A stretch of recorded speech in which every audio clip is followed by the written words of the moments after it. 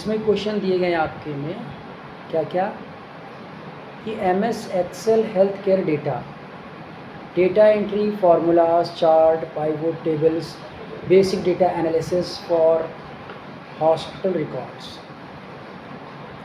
इसमें क्या करना है, पहली बात तो ये समझो हेल्थ केयर डेटा क्या होता है। कि मान लो कोई डिसीज़ फैली है और उसको हम लोग कंट्रोल में कर रहे हैं, या किसी भी हॉस्पिटल में हम हर ईयर देखते हैं कि हमारा जो पेशेंट का रिकॉर्ड है वो कैसा है, कितने लोग ट्रीटमेंट में ठीक हुए, कितने लोग ठीक नहीं हुए। तो हेल्थ केयर डेटा को रखेंगे कि इतने लोग सेटिस्फाइड, उनसे हो सकता है सर्वे भी कराया जा सके कि आप सेटिस्फाइड हो या नहीं हो। तो अब इसमें हम लोग क्या करेंगे कि डेटा कलेक्ट करके एंट्री करेंगे पहले कि मान लो 100 लोग हैं, 100 में 70 लोग सेटिस्फाइड हैं, 30 लोग सेटिस्फाइड नहीं हैं। तो फिर उस पर चार्ट बनाएंगे और चार्ट बना करके फिर हम लोग क्या करेंगे कि चार्ट के बेस पर भी स्टडी करेंगे कि कितने लोग सेटिस्फाइड हैं, कितने लोग सेटिस्फाइड नहीं हैं। ठीक है ना। दूसरा क्या है, जो चार्ट होते हैं वो कई तरीके से होते हैं। चार्ट आपका पाई चार्ट भी होता है, बार चार्ट भी होता है, सुना ना, कहीं सुना, ये सब चार्ट भी होते हैं। तो इन चार्ट को जो भी आपको ठीक लगे वो चार्ट को आपको बनाना है। इसके अलावा उसी से एनालिसिस भी करना है कि कितने लोग 70% सेटिस्फाइड हैं, कितने लोग 30% सेटिस्फाइड हैं, कितने लोग 90% सेटिस्फाइड हैं।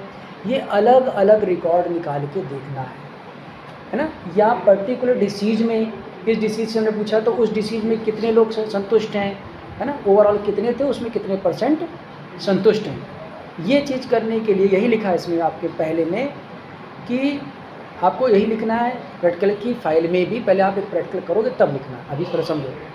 तो आप इसमें करोगे क्या, प्रैक्टिकल की फाइल में ये कर सकते हो, क्योंकि MS एक्सेल से रिलेटेड जो भी है उसको आप करो, उसकी फ़ोटोकॉपी निकलवा के उसमें बाइंड करा दो कि हमने ये प्रैक्टिकल करा, कैसे करा वो लिख दो साइड में।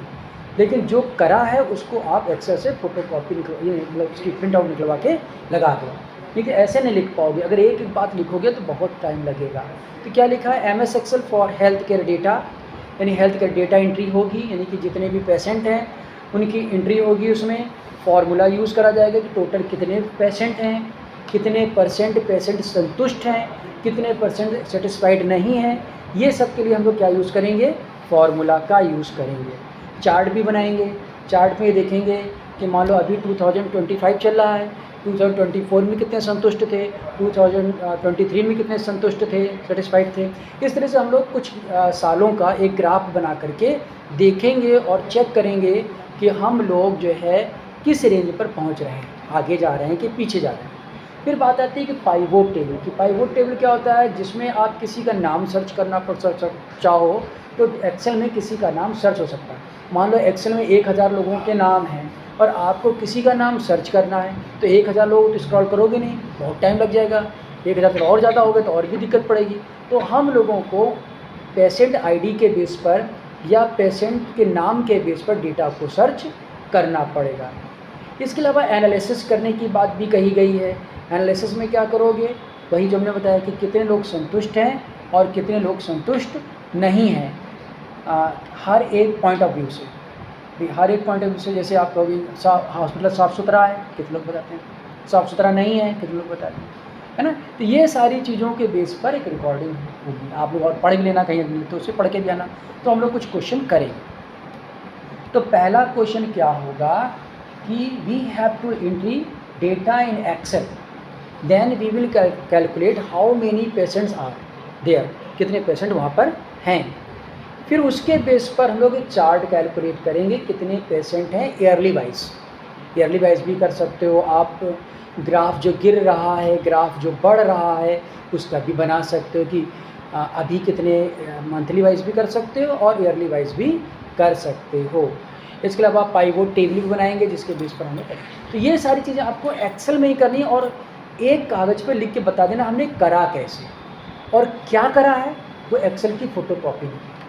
क्योंकि आप पूरा नहीं लिख सकते, अब एक्सेल बनाओगे थोड़ी ना कॉपी ला के, है ना, दिक्कत पड़ जाएगा बहुत ज़्यादा। अब बात करते हैं हम लोग MS वर्ड की। ये समझ गए होगी क्या करना है। बाकी आप लोग पढ़ के भी आइएगा क्या लिखा है, क्या कहाँ कोई क्या बता रहा है।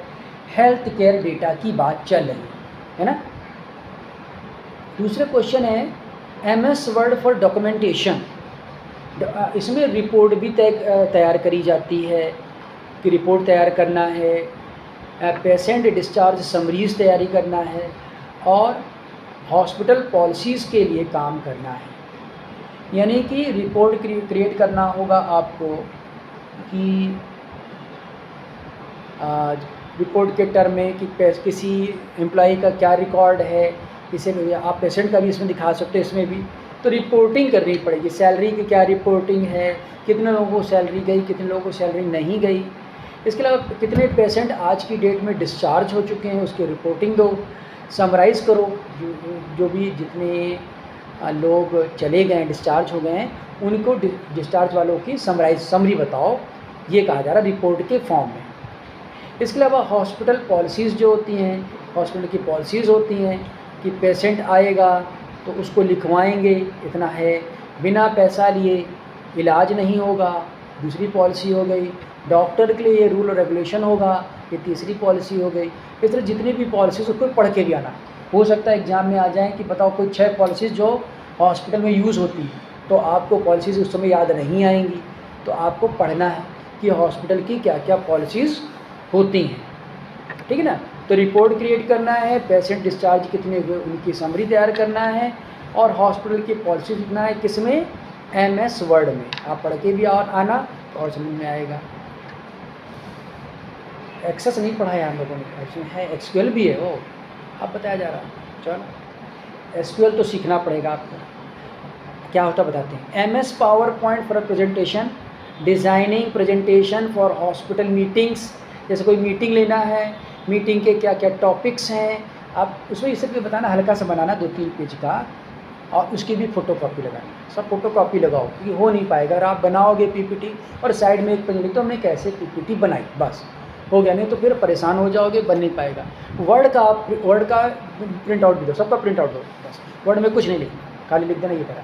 मतलब सर जैसे एक्सेल बनानी है कंप्यूटर, ठीक है, फिर उसका मतलब किसी भी जैसे एक्सेल उसका प्रिंट आउट निकाल के फाइल में चिपका के और एक पेज में लिख भी देना कि what we have did in this excel में हमने क्या किया है, कैसे करा, हो खोला, ये करा और ये तैयार कर जो कि हमने यहाँ पर अटैच करी है और इसमें ये चीज़ करी है वो अटैच्ड है, बस इतना लिखना है ताकि कोई ये ना कह सके क्योंकि कर नहीं पाओगे। सीधी सी बात है, कौन एक्सेल को कॉपी में बनाएगा, लेकिन आपको कहा जाए एक्सेल का काम कॉपी में दिखाओ, कहाँ दिखा पाओगे, नहीं दिखा पाओगे आसानी से। वर्ड का काम फिर भी दिखा सकते हो लेकिन वो भी मत दिखाओ, सारा काम उसी में करो। PPT की बात कर रहे हैं, PPT कर सकते हो।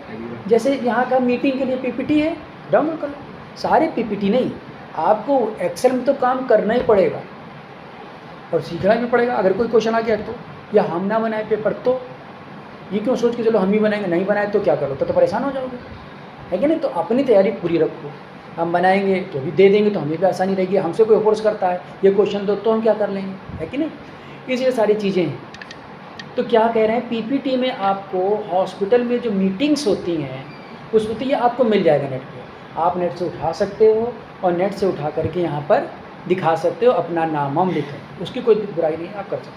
लेकिन जो ये वर्ड वाली है उसको आप करो, क्योंकि वर्ड वाली इम्पॉर्टेंट है। कि अगर वहाँ पर रिपोर्ट लिखो तो आप रिपोर्ट थोड़ी लिखोगे, एक कागज़ पे लिखो, रिपोर्ट कैसे लिखेंगे, तो वर्ड में जैसे लिखते हो वैसे कागज़ पे लिखोगे, तो कागज़ पे लिखना आना चाहिए। ट्रेनिंग सेशंस के लिए भी PPT बनेगी, कैसे ट्रेनिंग दी जाएगी, कब दी जाएगी, किस किस महीने ट्रेनिंग दी जाएगी, और अवेयरनेस प्रोग्राम कब कब होंगे, जागरूकता जिसे कहते हैं हिंदी में, वो कब कब होगा। जैसे मच्छर का है, मच्छर के लिए जितने भी वो होते हैं मेडिसिन, उसका छिड़काव होगा, जो कि लखनऊ में कभी होता ही नहीं है कि नहीं, जगह जगह मच्छर घूमा करते हैं, हमें नहीं लगता कभी होता है। जब कोई मलेरिया कुछ भी हमें होता है उस साइड जितना रहते हैं, हाँ धुएं वाली गाड़ियाँ आती है, मेरी तो नहीं आती, कभी नहीं आई। आगे बात करते हैं, ये जो है मेन है, ये नहीं पढ़ा कतई, इसको समझो। डेटाबेस मैनेजमेंट सिस्टम में creating and managing patient and staff, creating and managing patient and staff databases, तो सम बेसिक SQL क्वेरीज, ये समझो। लाओ कॉपी लो, कॉपी समझने की चीज़ है और ये समझना पड़ेगा, इसमें बिल्कुल नहीं पढ़ा। एक्सेल तो फिर भी कर ले जाओगे, थोड़ा बहुत उन्हें पढ़ाया था शुरू में, फिर हमको आपसे कंप्यूटर से अलग कर दिया गया। अब ये कह रहा है कंप्यूटर लेबोरेटरी में यही है, ये कहा जा रहा है हमसे, लेकिन चलो देखो क्या होता है, यहाँ लिख दो ना, तो हम लोग लिख रहे हैं कंप्यूटर और बात लिख दे रहे हैं प्रैक्टिकल की। तो प्रैक्टिकल एक ही होना, तो इसलिए हम नहीं लिख रहे हैं किसी चीज़ का प्रैक्टिकल, ठीक है ना। देखो ऐसा होता है कि पहले आपको थोड़ा समरी बता दें, सॉफ्टवेयर होता है। सॉफ्टवेयर क्या होता है? सॉफ्टवेयर होता है सेट ऑफ प्रोग्राम्स। अब सेट ऑफ प्रोग्राम्स क्या प्रोग्राम क्या होता है पहले समझ लो, हमने बताया था शुरुआत में अगर याद है। इसको बताया था set of instructions, set of instructions, ठीक है, ओके। अब प्रोग्राम सेट ऑफ प्रोग्राम कैसे, मान लो ये कॉलेज है, तो इस कॉलेज में एक बनेगा फीस का प्रोग्राम, किस स्टूडेंट ने फ़ीस दी, किस सेमेस्टर की फ़ीस दी, किस कोर्स को बिलोंग करता है, ये सारी चीज़ इसमें लिखी जाएंगी फीस में, और किस महीने की जमा। इसके अलावा दूसरी बात आएगी स्टूडेंट का रजिस्ट्रेशन। स्टूडेंट पहले एडमिशन लेगा तो रजिस्ट्रेशन की बात आएगी। फिर टीचर कोई पढ़ाने आ रहा है तो टीचर का भी रजिस्ट्रेशन, फिर टीचर की सैलरी की बात चलेगी। इसके अलावा लेबोरेटरी में जो जितने टाइप की लेबोरेटरी, उन सब में क्या होगा, सब में देख रेख करने पर क्या टूट फूट क्या हुआ। इसके अलावा अटेंडेंस दोनों की, टीचर की भी अगर कंप्यूटर से ले रहे तो अटेंडेंस स्टूडेंट और टीचर दोनों की बात चल रही है। यहाँ पे इसको हटा दे सही, ठीक है ना, समझ पा रहे हो। अगर ये सारे काम कंप्यूटर से होने लगे, पर्सन आएगा कंप्यूटर फीस वाले रूम में जाएगा, पैसा जमा करेगा, ऑटोमेटिक रिसिप्ट मिल जाएगी, इसको बोलते हैं ऑटोमेशन। इस तरह से रजिस्ट्रेशन के लिए भी एक स्लिप भरेगा, भर के कंप्यूटर में डाल देगा, उसका रजिस्ट्रेशन आ जाएगा, उसके हाथ में भी स्लिप आ जाएगी कि आपका रजिस्ट्रेशन हो गया। टीचर का रजिस्ट्रेशन भी ऐसे ही होगा, वो भी आएगा, उसके इंटरव्यू होगा जो कि टीचर ही लेंगे दूसरे, और उसके बाद उससे कहा जाएगा आप चले जाइए रजिस्ट्रेशन रूम में और वहाँ पे आप फॉर्म भर दीजिए और स्लिप एक हमको दे दीजिए, एक अपने पास रखिए ताकि उसने सही भरा है कि नहीं भरा, स्टूडेंट ने सही भरा है कि नहीं भरा। इधर टीचर की सैलरी के लिए भी होगा, जैसे होगा इस डेट को फिक्स है, आप जाइए, अपना टोकन मिलेगा, टोकन डालिए, टोकन की सैलरी बाहर आ जाएगी जितनी आपको कही गई है और आप मिलेगा। तीसरा लेबोरेटरी में क्या है, इसमें हो सकता है इंसान का इंटरफेरेंस हो, क्योंकि क्या चीज़ टूट फूट हुई क्या नहीं हुई वो कंप्यूटर नहीं जान पाएगा जल्दी, वो फिर इंसान ही डालेगा क्या चीज़ खराब हुई। अटेंडेंस के लिए जैसे स्टूडेंट खोल आया, मान लो कंप्यूटर लगे हर जगह पे, कंप्यूटर खोला अटेंडेंस लग गई, टीचर आया टीचर ने कंप्यूटर खोला अटेंडेंस लग गई। तो ये क्या है, कंप्यूटराइजेशन या फिर एक सॉफ्टवेयर जिसमें हाथ से काम करने की ज़रूरत ना के बराबर पड़ रही है। तो किसी भी ऑर्गेनाइजेशन में ये भी एक प्रोग्राम है, ये भी एक प्रोग्राम है, ये भी एक प्रोग्राम है, ये सब प्रोग्राम, सारे प्रोग्राम मिला दोगे तो बन जाएगा इस ऑर्गेनाइजेशन का सॉफ्टवेयर। ये डॉक्टर या हॉस्पिटल के भी केस में बनता है, ये समझ गए होंगे, ठीक है ना। हम बता क्या रहे थे, इसके बारे में बात करने जा रहे थे, एसक्यूएल। ओके, ये तो हो गया। तो ये जो बनाया जाता है इसके लिए लैंग्वेज होती है, जैसे कि जावा, समझ लो, समझाने के लिए बता रहे हैं, ज़्यादा कोर्स में नहीं, C++, पाइथन। लेकिन इन लैंग्वेज में कमी है, क्या कमी है, जैसे कैलकुलेटर में कमी है, क्या कमी है, 4 और 5 ऐड करो बता देंगे 9। अब दिन पूछो हमने क्या बताया था, क्या दिया था नंबर, वो नहीं बता पाएगा। उस समय वो रिजल्ट बता देगा, लेकिन उससे कल आके पूछो हमने क्या नंबर दिया था और क्या रिजल्ट आया था, तो कैलकुलेटर नहीं बता पाएगा, क्योंकि कैलकुलेटर डेटा को स्टोर नहीं करता। तो डेटा को जब स्टोर नहीं करता तो ये भी डेटा को स्टोर नहीं करता। बताओ कितनी सैलरी मिली सबको बता देगा नेट करके, कितने % गई ये भी बता देगा, सब कुछ बता डालेगा। लेकिन अगले दिन आके पूछो बताओ कितनी सैलरी गई थी, तो नहीं बता पाएगा। समझ पा रहे ना, क्या टाइम हो गया कैसे। तो ये सब इसमें कमी है। तो यहाँ पे इनको बोलते हैं हम लोग फ्रंट एंड लैंग्वेज। और आप लोगों को हमने सजेशन दिया भी है कि आप लोग थोड़ा इसमें भी जुटो, हल्का फुल्का डेटा साइंस वगैरह में। हॉस्पिटल में भी आपको लग सकता है, अब वीडियो पढ़ें, पढ़ने की कोशिश कर लो, करने के बाद समय मिले, जैसे बोर हो रहे हो तो एक बार पढ़ने लगो, व्हाट इज़ डेटा साइंस, कितनी सैलरी पता करो, कितने से स्टार्टिंग होती है, उसका स्कोप है कि यूट्यूब वाले ऐसे ही लिख रहे हैं, ऐसा ही होता है, कई बार लिखा करते होता कुछ नहीं, ठीक है ना। तो ये सब देखो भी, तो उसकी भी तैयारी करते रहो। हो सकता है हॉस्पिटल में ही आपको डेटा साइंस की ज़रूरत पड़ेगी। डेटा साइंस का मतलब होता है एनालिसिस करना। हॉस्पिटल में आपको एनालिसिस करने के लिए डेटा साइंस की जॉब मिल सकती है, तो आप ये भी कर रखोगे, वो भी कर रखोगे, तो आपको प्लस मिल सकता है। इसलिए आपको एक सजेशन दे रहे हैं कि आप वो भी यूट्यूब वगैरह से पढ़ सकते हैं, ठीक है ना। तो फ्रंट एंड लैंग्वेज इनको कहते हैं। ये सिर्फ काम करती हैं लेकिन स्टोर नहीं करती। तो इनका काम है वर्किंग बट नो स्टोरिंग। तो यानी कि कोई भी सॉफ्टवेयर बनाया जाएगा इन लैंग्वेज का, लैंग्वेज समझते ना, बातचीत करने का माध्यम। अगर हमें कंप्यूटर से बात करनी है तो इनमें से किसी एक लैंग्वेज का यूज़ करना होगा। तो अगर आप बात करोगे तो ये काम तो कर देगा उस समय, लेकिन उसको याद नहीं रहेगा कि बताओ हमने कल क्या कहा, तो याद करके वो नहीं बता पाएगा। तो यानी कि ये लैंग्वेज इनकम्प्लीट है। तो और लैंग्वेज कौन सी होती है, जिनको बोलते हैं बैक एंड लैंग्वेजेस। ये क्या क्या होती हैं इनको समझ लो। इनमें होती है आपकी जैसे कि MS SQL, जो आपको पढ़ना है, लिखा है MySQL, DB2, बहुत ओरेकल, ये ढेर सारी। अब कोई भी सॉफ्टवेयर बनेगा तो एक तरफ होगा जावा के मान्य तो पाइथन, और दूसरी तरफ होगा SQL। ये काम करेगा, उसके पास रखवा देगा। जैसे कुछ में डेटा दो तो इससे मांग लेगा, देखो समझ पाए। तो यानी ये रखने का काम करता है SQL। और ये सब MS SQL, MySQL, DB2 इसको लिखा है, और ओरेकल, ये सब अलग अलग है। जैसे ये अलग अलग है, जावा अलग, C++, पाइथन अलग, वैसे ये सब भी अलग अलग है। तो कोई भी एक चीज़ का यूज़ करके उसमें डेटा को रखवा सकते हो, ये समझ गए होंगे। तो इसमें क्वेरी होती है। क्वेरी क्या होती है? क्वेरी होती जैसे आपने टिकट बुक कराया, आपका टिकट कंफर्म नहीं है, तो उसमें एक नंबर होता है, सर उसको क्या बोलते हैं, PIN बोलते हैं, क्या बोलते हैं, PNR, हाँ सही बोला, PNR होता है।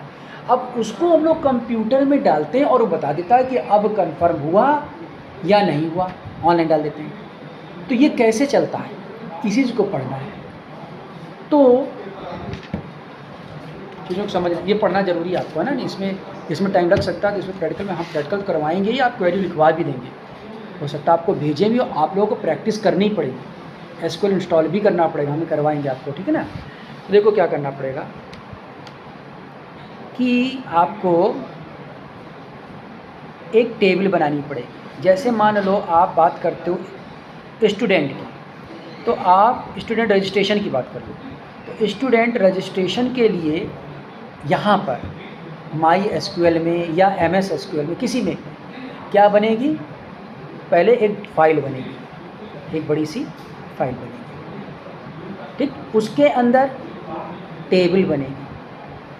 टेबल का नाम क्या होगा, ये टेबल कैसे बनेगी, पहले इसमें डेटा कैसे दिखेगा, आपको ऐसे दिखेगा, लेकिन बनेगी ऐसे नहीं, हम टेबल बता रहे हैं कैसे दिख रहेगा।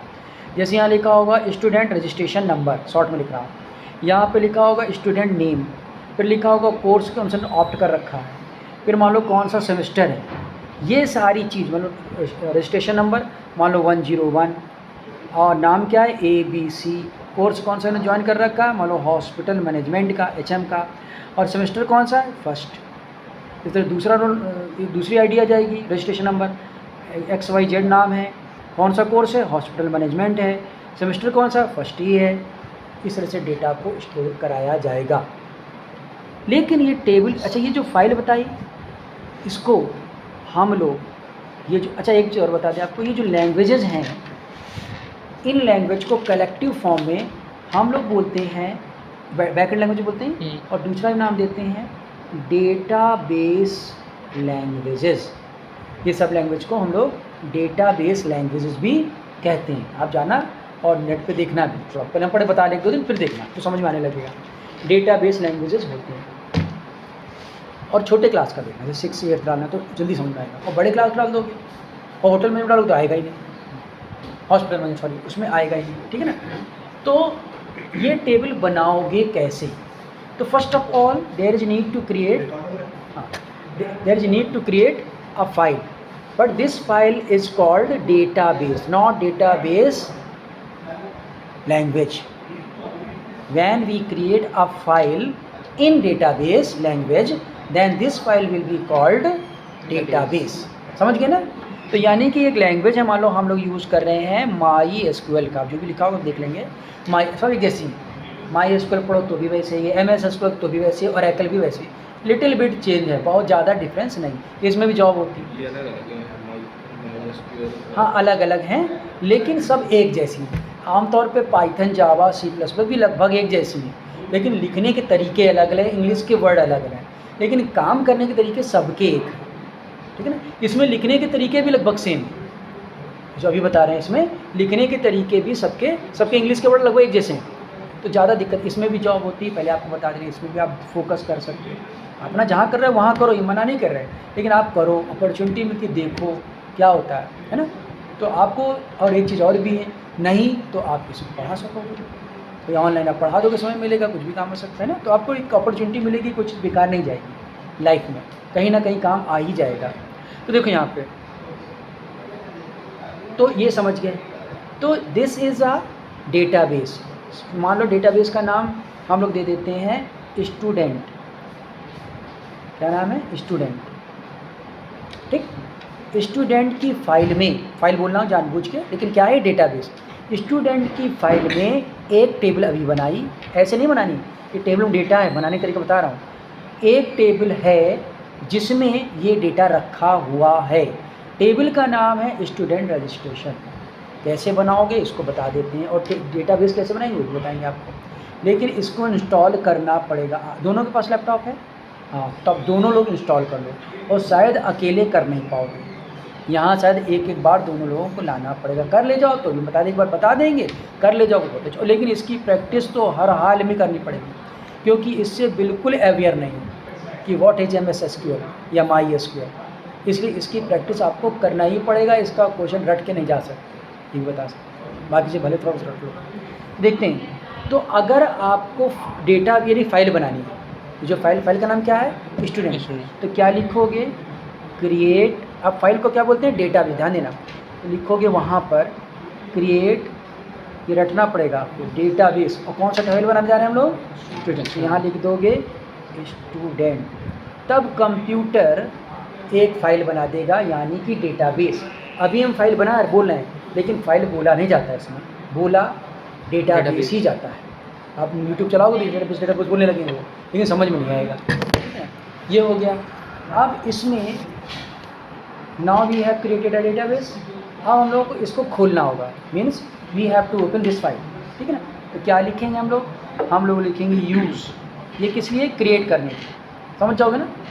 और फिर क्या लिखो? यूज़ स्टूडेंट, जहाँ आप ऐसे लिख करके इंटर करोगे, इंटर का सिंबल, जैसे इंटर करोगे ये फाइल खुल जाएगी, ठीक है। फिर इसके अंदर ये टेबल बनाओगे, कैसे? क्रिएट टेबल, ये अच्छा, कुछ चीज़ें फिक्स भी हैं, जैसे ये आपका फिक्स है, ये आप स्टूडेंट नाम का डेटाबेस बनाओगे तो स्टूडेंट लिख दोगे, एम्प्लॉय नाम का बनाओगे, जो भी नाम का बनाओगे यहाँ पे। इस तरह यहाँ पे भी क्रिएट टेबल क्या है? फिक्स है। इसके बाद टेबल का नाम दोगे, जैसे हम दे देते हैं स्टूडेंट रजिस्ट्रेशन, ठीक है, स्टूडेंट रजिस्ट्रेशन। अब देखो इसमें इनको आप देखो सॉरी, इसको क्या बोलते हैं? रजिस्ट्रेशन, इसको बोलते हैं फील्ड्स। जैसे हमने बोला ये नाम लिखा नेम, ठीक है, समझ जाओगे। ये स्टूडेंट रजिस्ट्रेशन, नेम, और कोर्स कौन सा है, सेमेस्टर कौन सा है, ये लिखा है कोर्स, ठीक है ना, कोर्स लिखा है। तो ये इनको बोलते हैं फील्ड्स, यहाँ क्या बोलते हैं? फील्ड्स। तो यहाँ पे आप पहले लिखोगे क्रिएट टेबल स्टूडेंट रजिस्ट्रेशन, और पहले लिखोगे इसका नाम, ये बना रहे हो, उसमें डेटा तो बाद को जाएगा, पहले बनाएंगे।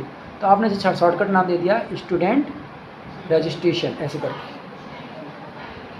इसमें कैसी वैल्यू आएगी ये भी लिखोगे, तो आगे लिखोगे INT, इसका मतलब इसमें इंटीजर वैल्यू आएगी। इंट मतलब इंटीजर वैल्यू। इसी तरह से अगला क्या, नेम।